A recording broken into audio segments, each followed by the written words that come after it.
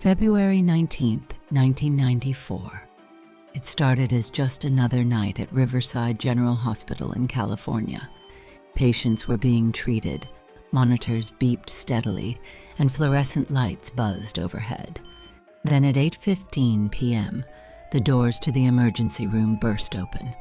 A woman was rushed in on a stretcher. Gloria Ramirez, 31 years old. She was barely conscious, her body limp, her breathing shallow. Her medical records showed a grim reality: late-stage cervical cancer. But something about Gloria's condition that night didn't make sense. Her heartbeat was erratic, her blood pressure was plummeting, and despite her failing organs, her skin was oily, almost shimmering. The nurses leaned in, calling her name, but Gloria's words came out slow and slurred, as if she were trapped in a fog. And then it got worse. She was going into cardiac arrest. Doctors and nurses sprang into action. They injected medication, tried to stabilize her, placed an oxygen mask over her face, and did everything they could to save her life. But then something very wrong happened. One nurse wrinkled her nose and stepped back. "What is that smell?" she muttered. A strong garlic-like odor was coming from Gloria's mouth. Another nurse noticed something even stranger. Gloria's skin wasn't just oily, it was coated in a strange, greasy sheen, almost as if she had been covered in a chemical substance. Then came the most horrifying discovery. A doctor inserted a syringe into Gloria's arm to draw blood, and when he pulled back the plunger, the entire room changed. A thick yellowish liquid swirled inside the syringe, not normal blood. And then a wave of an ammonia-like stench hit the medical team all at once. Nurses gagged, doctors coughed, eyes watering. And then they started to collapse, one by one. The first nurse. She swayed, then crashed onto the floor, unconscious. A second nurse gasped for air, staggering backward. Her vision blurred. Then a doctor collapsed.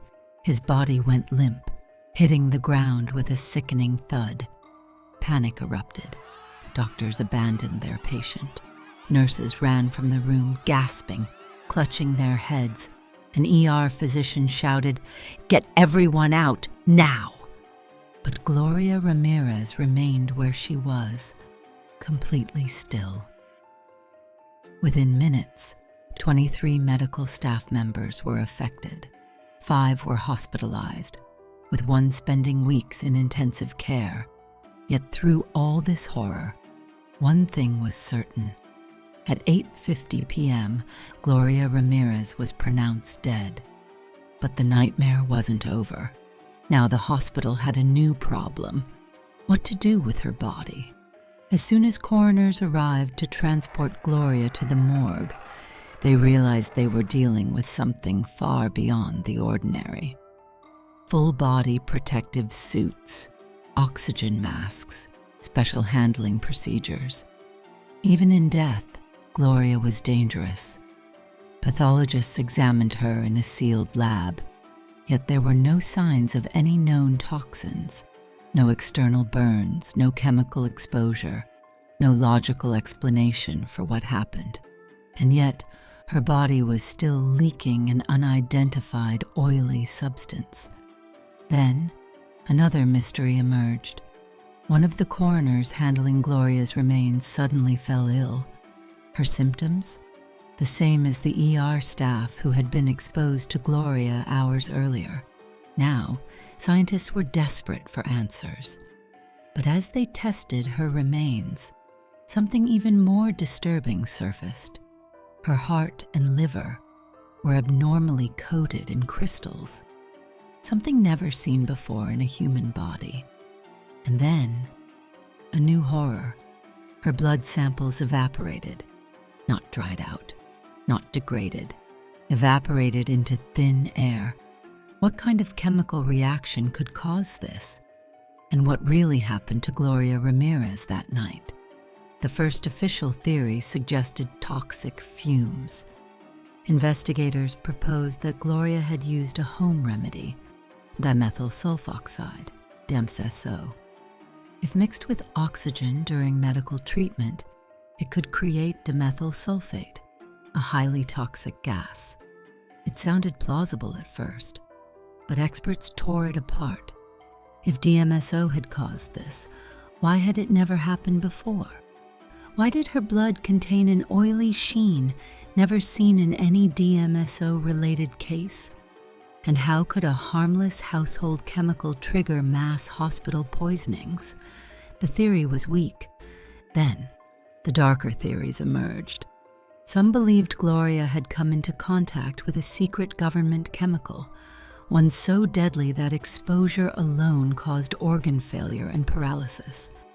Had she been accidentally poisoned? Or was she part of something bigger?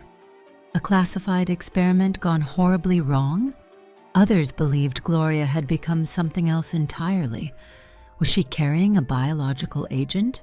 A new disease? Something so deadly and unknown that it had to be covered up?